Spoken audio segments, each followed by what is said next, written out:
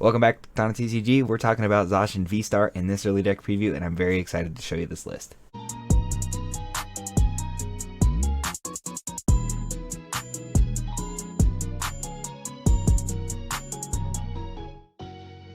When it's time to flex on your opponents in Top Cut this season, or even just upgrade your TCG accessories, make sure you're checking out inkgaming.com. They have a wide variety of custom playmats, custom dice bags, face masks, as well as mouse pads too, and a grip of sleeves and dice and deck boxes, all your TCG accessory needs. And you can use the code DADSPOD10 at checkout for 10% off your entire order from inkgaming.com. Your game, your style. Alright, here's an overview of my Zacian V-Star list. Yes, it spines heavily on Zacian V, but it's a very good card. If you haven't played it yet, you should definitely check it out. I think that this list has a tremendous amount of consistency, plenty of things to draw with, and let's go ahead and dive into what the cards do and how this deck is going to perform. Zacian V, historically very good card, came out in Sword and Shield with its ability Intrepid Sword.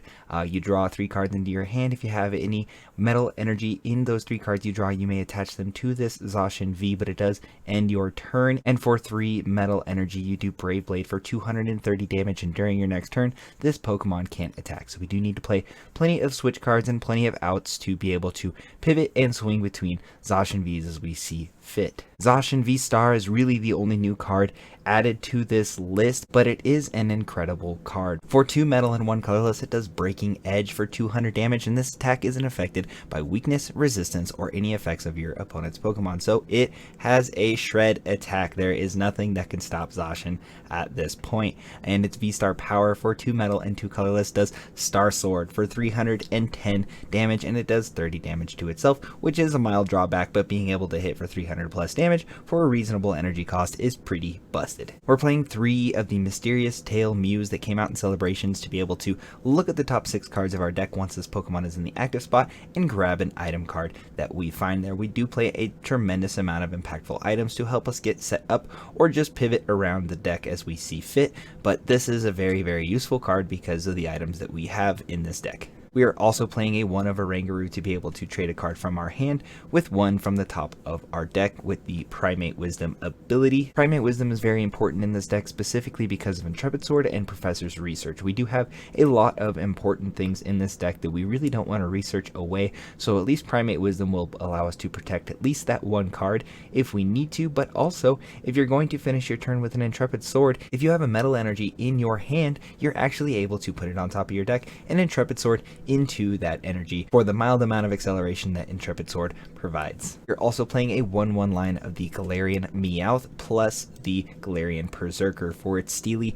Spirit ability, allowing your metal Pokemon to do 20 more damage. And that is a really cool feature because we can bump Brave Blade up to 250 damage, and when you add a Choice Belt, Zacian V can hit upwards of 280 damage. But this also bumps the Star Blade V-Star power on Zacian V-Star up to a whopping 330 damage, and when you add Choice Belt, that puts it at 360. So even Duraludon VMAX with a big charm does not get to escape the power of Zacian V-Star. We've also included a Diancie. Most of this deck is going to consist of using basic Pokemon to establish a board state as well as become our primary attacker. So it's Princess Curtain ability, allowing you to prevent your bench Pokemon, at least your basic Pokemon, from getting bossed into the active and knocking out your Zacians that you're loading energy up onto to potentially use Starblade or just to attack with the following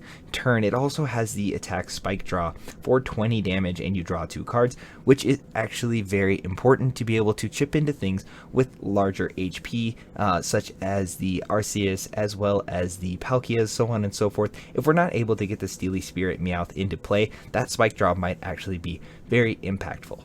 Drawing cards is very good and makes this deck very fast, so we've also included a Gradient Greninja with its Concealed Cards ability. Being able to discard an energy from our hand to draw 2 cards off the top of our deck is huge. We're also including a 1 of Crobat V with its Dark Asset ability, allowing us to draw into a hand of 6 cards when we play this card from our hand to our bench. So being able to draw just kind of speeds up the deck and how we're going to establish a board state very early, and I do like the addition of Crobat. Our Pokemon search is as follows. We have 4 Quick Ball, we have 3 Ultra Ball, and that's it. We're also playing 4 Professor's Research. We need to get through the resources in this deck, establish a board state very early, and Research is going to allow us to do that 1 7-card hand at a time.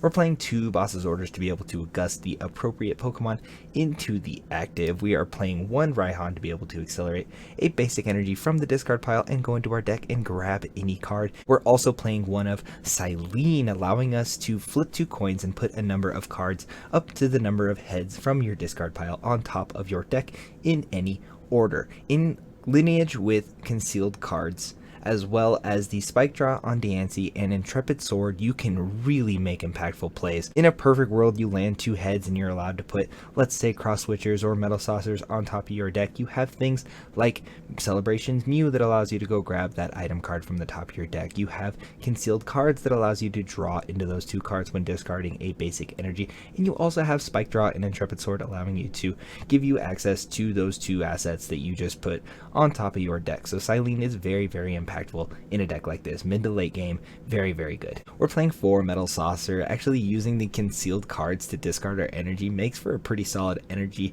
acceleration engine in Lineage with Metal Saucer, so I really do like that. We're also playing 4 Cross Switchers so that we could potentially get around our opponent's Diancie if we needed to, but I also feel like in a deck that draws a ton of cards and has the ability to hunt down items with the Celebration Tail ability on Mew, Cross Switcher is the gusting option of choice. And not only that, but we need to switch every single time we attack with Brave Blade, so having Cross Switcher around is very, very good. We're playing 3 Scoop Up Net to be able to reutilize concealed cards and pivot with our Celebrations Mew to get as many items as we need to make very large plays. Playing 2 Switch cards to be able to reset our Zacians or just get into the necessary attackers as we see fit. We're playing 2 Choice Belts to bump our damage output by 30 when we're swinging into V Pokemon. Playing 1 Air Balloon for just a little bit of pivot, but it's very, very impactful with the Celebrations Mew that we have in this deck. And we're also playing 2 Training Court to be able to find that 1 Metal Energy we might need for just a concealed cards draw or to attach to one of our Zacians to make big attacks happen. We're playing a 12 count of basic Metal Energy. 12 energy might be just a little bit on the high side, but we have plenty of draw and plenty of other things in this deck to allow us to repurpose that energy in a very impactful way. Zacian V was already a very good card before it had a V-Star, and I think it's really hard not to respect the damage output that the V-Star brings to the table. If you enjoyed my content, make sure you like the video, comment which deck you want me to talk about next below, subscribe to my channel, and turn your notifications on so you get an alert every time I upload content to my channel. And be sure to check out the PokeDad podcast. We upload a new episode every Friday anywhere you listen to your podcasts at. I'm going to go ahead and head out. Deuces.